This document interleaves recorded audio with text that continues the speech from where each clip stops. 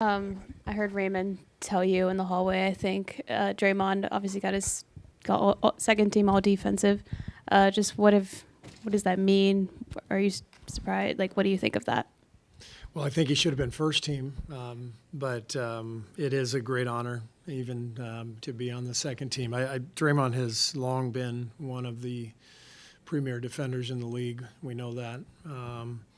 I think the season he had this year, playing I think 73 games, giving us the effort he did night in and night out, holding down the fort in a season where we were missing guys left and right. He really anchored our defense and played at such a high level and showed that he's still got a lot left in the tank.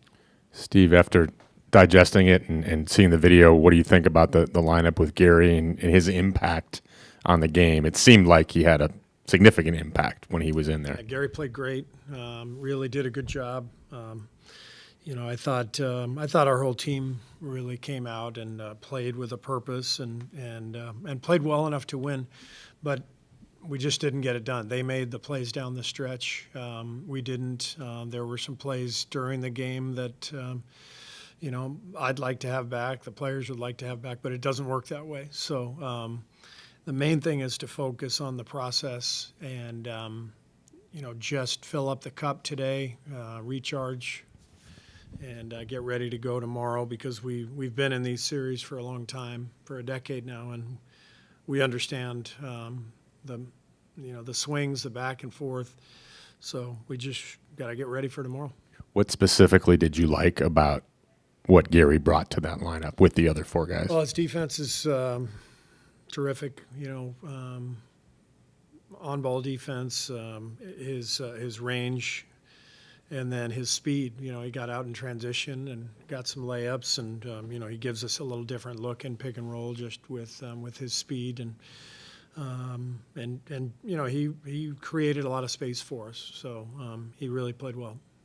To follow off Ron's question, Gary seemed to kind of really open things up in the pick and roll in that first half. What was the adjustment that you saw Darvin and the Lakers make in the second half of the pick and roll? So they changed the matchup. Yeah. So they just changed who was guarding whom, and and that affects who you're bringing into pick and roll and who's stationed on the perimeter. So that's a fairly common adjustment come playoff time, is who's guarding whom, and just by changing matchups you can change the tactics, and so that was a good adjustment from them. We did some things to counter that in the third quarter that I really liked, and in the fourth there were probably some things we could have done better. But again, this is high-level stuff. These are two great teams, and we went back and forth. We had our chances. We just didn't quite get it done. I know it's been 7 years, but what can you take from being down 3-1, coming back against the Thunder, if anything? Obviously, you still have Steph, Clay, Draymond, et cetera. Right. So what can you take back from that experience 7 years later now? Yeah, I mean, and I think 4 years ago, Toronto down 3-1. Yeah. Winning Game 5 in Toronto, to bring it back here. We still believe we would have sent it back to Game 7 if Clay hadn't, suffered the torn ACL.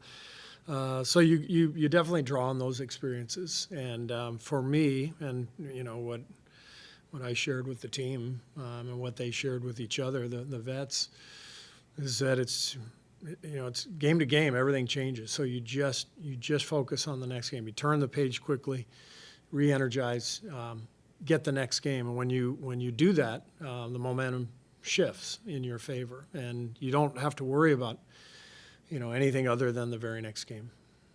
Coach, like you were just saying, I mean, you just have to focus on the task at hand, the next game at hand. But when you're actually like in the moment, obviously you got to do that. But take us through that process a little bit. Like, how hard is that just not to even think about the fact that you guys are down 3-1? I mean, that's just the reality. So you don't, I think the process for me and probably for every coach in the league, you don't sleep very well after a loss. You know, you watch the tape 2-3 times. You lament all the things you might have done differently, or maybe lament some of the things that you did do, or you know, or didn't do. However you want to think about it or see it, and you get it out of your system, and then you turn the page, and that's how the players have to approach it too. You know, these guys are the most competitive people on earth, and you don't lose a game and just get over it in an hour. You know, I think it takes 24 hours. I really do. You got to let it wash out of your system, and that's what the off day is for. And you spend that time as you let go of the last one. You get ready for the next one, and you remind yourself how lucky you are to have the opportunity and to be playing in the NBA playoffs, coaching in the NBA playoffs. We have an incredible opportunity, so we can't wait for tomorrow night. Does it make you feel a little bit better, at least, that you guys do have home court advantage for this series in the situation that you're in? Well, we're definitely in a better spot, given that, you know, if it goes 7, we have the game 7 at home. That's for sure an advantage. But we don't really think about that, and we just think about game 5. So that's the only focus. After the game last night, you said in real time it felt like there were some flops and gamesmanship going on, Yeah. and you said you wanted to see the video. Yeah. Now that you've seen the video, what do you think?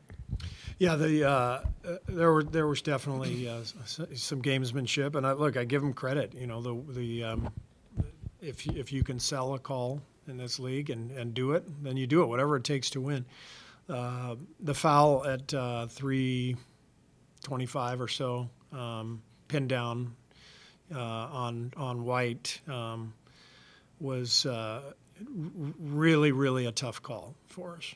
Tough call. I mean, it's a blatant flop. He just takes a dive, and the ref bought it. And like I said, you give him credit, but you lament the fact that, you know, as a league, we're gonna reward that type of play with, you know, the game and the series, all that stuff at stake. You would hope that the officials would recognize when a guy just takes a dive. So what do you tell a team in that situation? Do you encourage them to sell harder tomorrow, or how do you learn from that and apply it to tomorrow's game? It's you don't. You know, I think, to me, you know, what I've learned coaching in FIBA has a great rule. There's a flop rule, and if a referee deems that a player has flopped, they just call it a technical foul, and it's pretty penalizing. And so the flopping has basically been eliminated from FIBA, and we have the ability to do the same thing in the NBA if we want. I think we should address it, because the players are so smart, and the entire regular season is about gamesmanship and you know, trying to fool the refs, and this is how it's been for a while, and it's up to us as a league. Do we want to fix this? Because if not, we'll just get the you know, the Chris Paul swipe through at half court when you're, you know, in the bonus, and for some reason we're shooting 2 free throws at a critical time of a playoff game when nothing has happened and nobody's gained an advantage.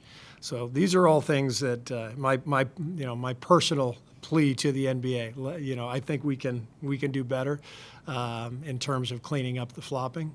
In the meantime, I give the Lakers credit for the plays that they've been able to sell.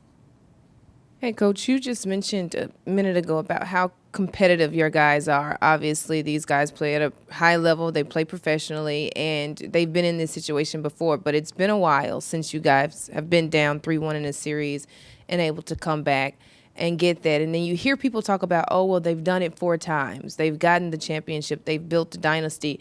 Do you feel the desperation that the guys kind of talked about in Game 7, ahead of Game 7, when Steph had that conversation between he and the team? Do you feel that in this series, that they really want to go in and try and win these games and get out of this series and, of course, go to the Western Conference Finals? Yeah, of course. These guys, this is what they do. They're competitors. They love this stuff. You can see all the posters back here on the wall of all of the championships these guys have won. So that's what it's about. So they can't wait to get back on the horse tomorrow. Steve, Jordan was obviously a big part of your success this season. He's obviously struggled in this series in the playoffs.